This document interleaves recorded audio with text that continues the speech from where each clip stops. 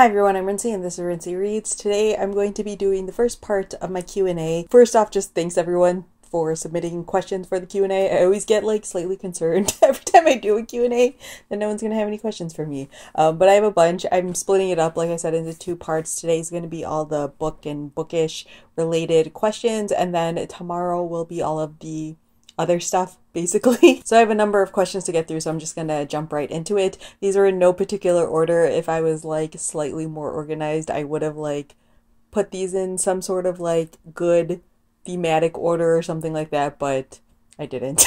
Alright, this first one is like a two-part question, so one part is not book related, but they go together. And so the first part of the question is, where are you from? And then the second part is, what are some of your favorite books from where you're from? They were submitted by the same person. I was born and basically have lived in the Chicagoland area my entire life. And in terms of like favorite books set in the area, it's like kind of hard to choose because there are a lot. I mean, this is a major city.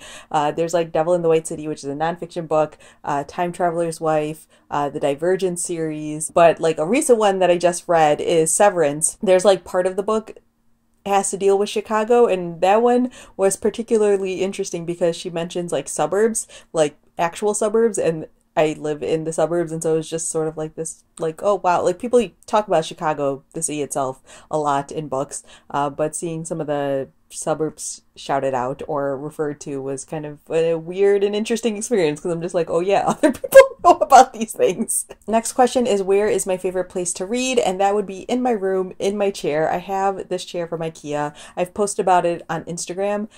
I think last year is when I got it, and I adore it. It's so comfortable. If I remember, I will link to it down in the description. I highly recommend this chair. I also have the matching ottoman to go with it, and I highly recommend getting the ottoman as well. It doesn't like open up. There's no storage in there, which I wish there was, but it's super comfortable. It like the back two legs are shorter, so you like lean back into it. I sometimes fall asleep in that chair.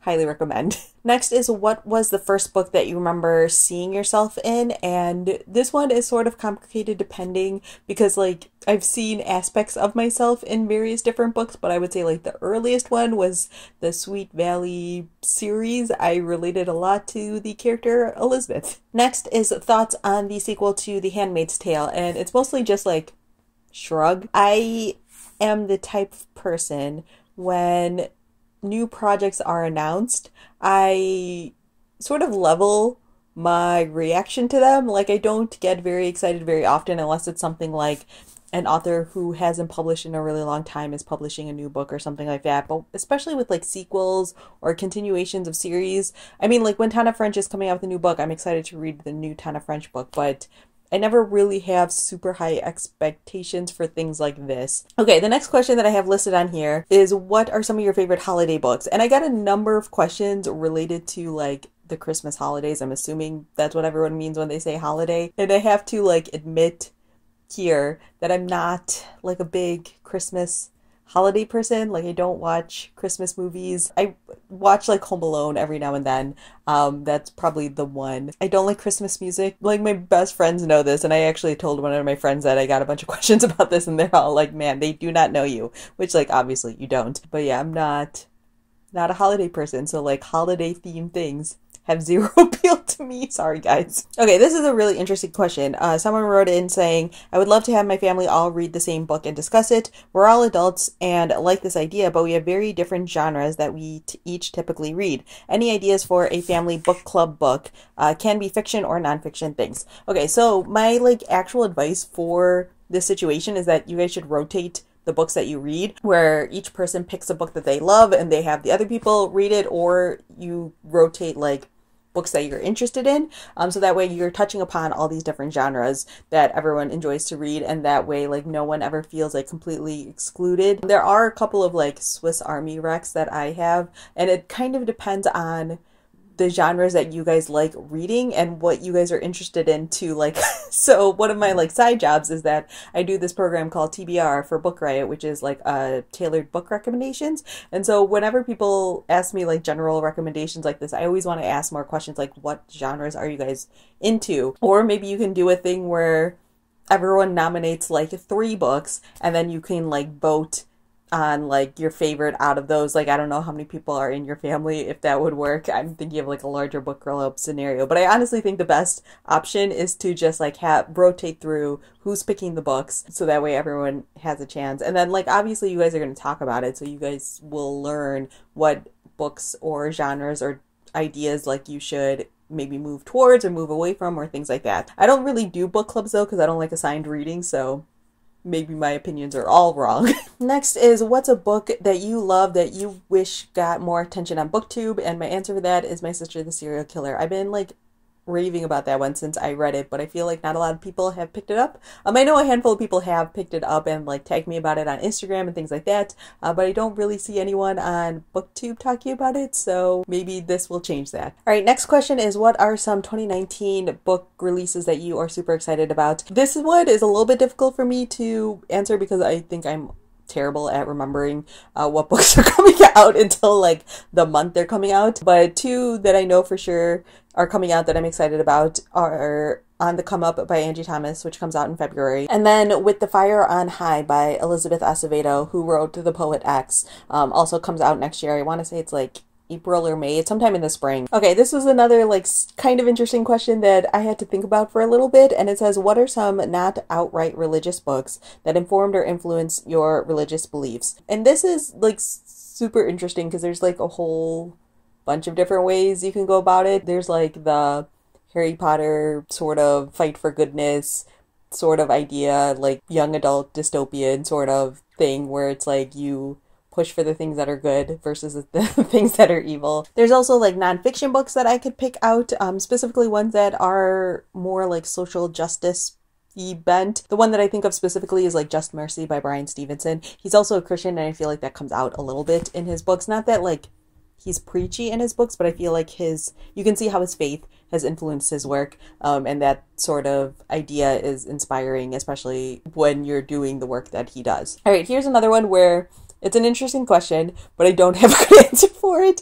It's, what book did you dread reading because you got an arc but ended up loving? This has literally never happened to me. When I read this question, I was just like, oh my gosh, like that does not happen to me. Partially because like I don't get sent a lot of arcs. A lot of times when I'm getting them, they are ones that I am excited about getting. Like I've either requested them from the publisher, or like the publisher reached out and I said like, oh yeah, that sounds really interesting, I'll take it. If I ever get sent like unsolicited arcs, a lot of times I don't read them, to be honest, because yeah, I have a lot of books on my unread pile. If it's just not like calling to me, I usually just don't even give it a chance. Sorry guys. Is that disappointing? Probably. All right, next question is, what do you find to be the best way to read multiple books at one time? And the best possible tip is to switch up formats. So that's like to listen to audiobook and read a physical book, or even to me, like reading an ebook and reading a physical book feel very different from each other. And so that separation helps a lot. Other things are to like have specific times when you're reading specific books. So like for me personally, I might have like a book that I read only during my lunch break, and then a book I read before bed. And then also like make sure that the books are kind of different from each other. So reading a fiction and a nonfiction book, reading a young adult book and a genre mystery book or something like that. Next is, where's your favorite place to buy books? So my main thing is that I buy almost all of my books at physical bookstores. A decent amount comes from Half Price Books, which is here in the United States like a chain used bookstore. Decent amount from Barnes & Noble, and then a decent amount from indies. It really varies quite widely depending on like what I have access to. Oh, and if you're looking for like specific independent bookstore recommendations, that's like a whole separate thing. There's like a lot in Chicago, and I love almost all of them. All right, next question. Do you ever read the same book in different forms, print, digital, audio? If so, how do you tend to remember them best? So I don't tend to mix things up in that way very often, but the one time of year when I usually do is when I'm doing sort of like my one big book that I read in August. I 1000% remember the physical book or the ebook the best. The main problem that I have with audiobooks, and the main reason why I don't listen to them quite as often, is because like I really do have a hard time remembering things when I'm just listening to them. I'm very much like a visual learner. Next is, do you have real life friends who read a ton like you do? No. I have friends who read a lot. Read a lot like me is like a different level. Like I always, like my friends read maybe like 20 to 50 books a year, which is, you know, a good amount. But I also just read like 100 books this year, so that's sort of like, you know, another tier. But I do have real life friends who enjoy to read, which is great. Next question is, what was your favorite book as a child? I didn't have like a single favorite book. I liked the Encyclopedia Brown books a lot. It also depends on like what age we're talking about. I liked Phantom Tollbooth. I liked the Mrs. Picklewiggle books, which I feel like I mention all the time on this channel, but I really did love those books a whole lot, and I still own one of them. I like the Sweet Valley series. Like, I progressed through the series as I got older, so like I started with Sweet Valley Kids and then went to Sweet Valley, I don't remember what the middle grade one is, and then Sweet Valley High eventually. I read a lot of Fear Street when I was younger. So yeah, I got a couple of people asking me if I would ever write a book, and people ask me this in real life as well, because when they find out that I read a lot of books, they're always like, oh, are you ever going to write a book? And the answer is probably not. I don't have a very strong desire to do so. I don't have like a story burning within me that I feel like needs to get out. I've done like NaNoWriMo in the past, and while it's fun to like play around with ideas a little bit, it's not something I currently care to do. I'd rather just like read other people's works who are much better writers than I am. Next question is, do you have a favorite book you like to give as a gift? And the answer is 1000% no, because I never give books as gifts. I also have this general rule idea with the vast majority of people in my life where we don't exchange presents. Like, I very rarely get presents from other people, and I very rarely give presents to other people. Like, I just buy presents for my nieces and nephews and things like that. But like, my sisters and I don't exchange presents, my friends and I don't exchange presents, and that's like how I like it to be. Like, I really am not a gift person. Most of the time when I'm buying gifts for other people, it's like a thing that I know that they want, and most of the time that thing is not books.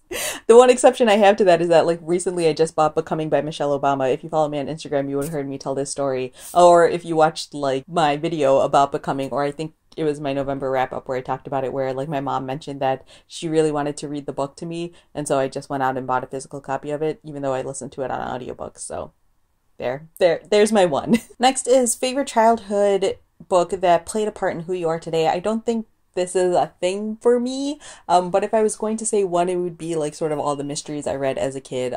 Harriet the Spy, Encyclopedia Brown, which I already mentioned. I read a lot of Clue as a kid. I really liked those books, and I don't know if it like played a part in who I am today. I mean, I do host a mystery thriller podcast now, so maybe, but it's not like I became a detective. Next up I have, what are some daunting books that you would really like to get to? And one of the things that I am very proud of myself for doing is that I feel like I don't really have that many daunting books left I want to get to. I feel like with my project of reading a big book every single year, most books don't seem very daunting to me anymore. Like, after you read War and Peace, is anything really that daunting? I mean, there are some books that are like daunting to me, but I don't have any desire to read them, like Ulysses by James Joyce. Like, books like that where I'm just like, I know I'm not gonna really get into it, so I'm just not gonna bother, but also it intimidates me a little bit. All right, next is, what is a book that you've read recently that you wish your 17-year-old self could have read? I would say, if I had to pick one, it would be like The Poet X by Elizabeth Acevedo. I really like that one a lot, and I think it's one that would have spoken to me even as a teenager. All right, and the final question that I have is a fun one. It's the top 3 reasons off the top of your head people should give reading romance a try.